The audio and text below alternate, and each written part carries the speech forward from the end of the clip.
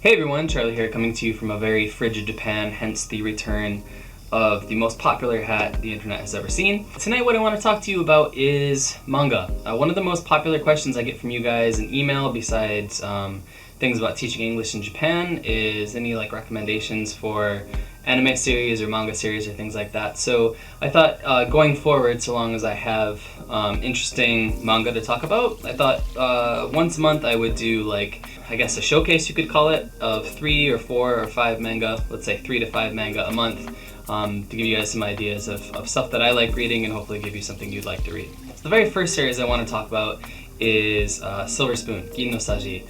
I've been reading this since I came to Japan. I'm now 13 volumes deep, as you can see here on the cover. This is a slice of life manga. It's also been made into a 2-season anime so far. I think there's going to be more coming later on.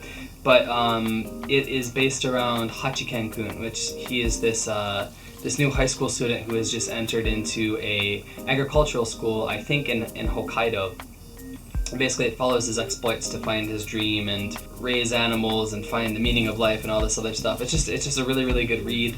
Like I said, it is probably my favorite. It's one of my favorite anime of late, and also, it's definitely my favorite ongoing manga series. So much so that when these little gachas came out these were like 400 yen per capsule. I bought a couple of them. Sadly, you can no longer get them. But anyway, if you like slice of life manga, if you like comedy, if you like animals, if you like something that is not super powered, high schooler or male thrown into a harem of women, this is definitely a nice change. Please, please, please check it out. If you're in Japan, you can get these used now for 108 yen a piece at your local book off, and if you're not in Japan, you're probably looking at maybe, $6, $6.50 an issue, American. Now the next series I want to talk to you about is quite old. I think it first came out in the early 90s, and that is Rurouni Kenshin here.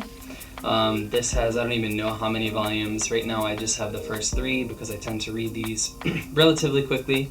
If you don't know the story of Rurouni Kenshin, it's the story of this wandering samurai, a Rurouni, who gets pulled into this conflict because somebody's using this title that he used during the war when he was this great manslayer, Hitokiri Batosai.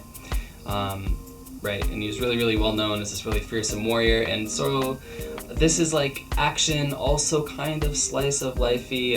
There's a good bit of humor. There are some strong female characters in this book, which is a nice change of pace from a lot of the more popular manga that existed during this time, and sadly, the same can be said of those that exist now. These also 108 yen or so. You can pick these up used if you're in Japan. Now, if you're outside of Japan, maybe $4 or so per issue. You can also, I'm sure, probably find translated versions of this in PDF form around the web. Not that I'm saying you should steal them. I'm just saying they're probably available out there quite readily. While I have to say that my love for the franchise has wavered recently, I am still a pretty big fan of all things Gundam. I got started, as a lot of people my age did, when Gundam Wing came to America and that Toonami slot, 5:30 I think on weeknights. That's carried over for me into video games, into books, into models, which I've shown you before, but also into my manga selection. This is actually set during the original Mobile Suit Gundam series. As you can see, it's called The Origin. In a lot of ways, this just repeats the events of the original Gundam series from all those years ago, but it's a lot more in-depth into sort of the politics and the inner workings of what was happening between the Principality of Zeon and the Federation forces, if I'm remembering their name correctly. It goes into the creation of Gundam a lot more deeply. It talks about Char's motivations a lot more, and the art in this is just really, really fantastic. It looks like people really took their time etching out the details of the mobile suits, and the character designs, while sort of now typical, are really, really beautiful to look at. So if you're a fan of mecha in your anime, or if you're a fan of mecha in your manga, or if you're just a Gundam fan, I would really, really recommend you pick these up. Being that this is more of an adult type of manga and that there is a bit more color pages in this than in others, this is going to run you 350 yen if you're in Japan, probably more like 750 if you're trying to get it offline. Find a way to read it. It's really, really good. Probably top 3 series that I've read since I've come to Japan, so that's saying something, I guess. Last but absolutely not least is I Am a Hero. I really, very, very recently just started the series. As you can see, I only have the first volume, but I'm already hooked. It is a zombie story. And I know there's been a lot of fatigue for zombie stories as of late, with The Walking Dead and all the other movies that sort of shot out from that popularity, right? But this one is, well, it shares a lot of those same tropes, right?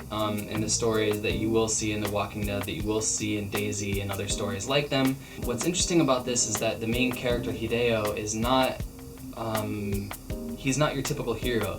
As you can see here on the cover, he's kind of like an otaku, he's kind of like a nerd, right? He's got a bit of a punch. He's not a cop, he's not anybody who's really well suited to surviving the zombie apocalypse, despite being like one of the rare people who has like a hunting shotgun. But beyond the character being different like that, like this kind of loser character who you're not sure if you really want to root for at the beginning, the art in this is just beautiful. There are some color pages at the beginning rendered in really, really nice detail, but there's also just these full 2-page spreads that are just silent. There's no dialogue, it's just black and white, and it's really, really beautiful. You know, most manga, if not all manga, you'll read like 95% of the book is in black and white, and it's not terribly interesting to look at a lot of the time, but this book really, the illustrator of the book really, really knows how to make black and white pop and make you really, really appreciate the details of these two-page spreads and appreciate the world that they're trying to build. Really, really beautiful stuff. Fun story so far. Price for this one, same as the Gundam one, because this is an adult comic. This is 360 yen used, 500 yen or so new. If you're in country, and you're probably looking more at like $8 or $9 if you want to find this online and import it. One thing to note about this one, which is different from the other manga that I've talked about in this episode, this is a true adult manga. So there is no hiragana readings, furigana readings above the kanji in this, so you should have some grasp of kanji if you're going to read this in Japanese. Otherwise, it's going to be a lot of putting down the book, looking up the kanji, going back and forth. This is the first book that I've read without those furigana readings. If you can read kanji at a suitably high level, I really recommend you check this out. If only for the art, it's a really beautiful book, and I can't say enough about it as I drop it off on the floor and disgrace the artist forever. Those are my 4 recommendations for the month of December.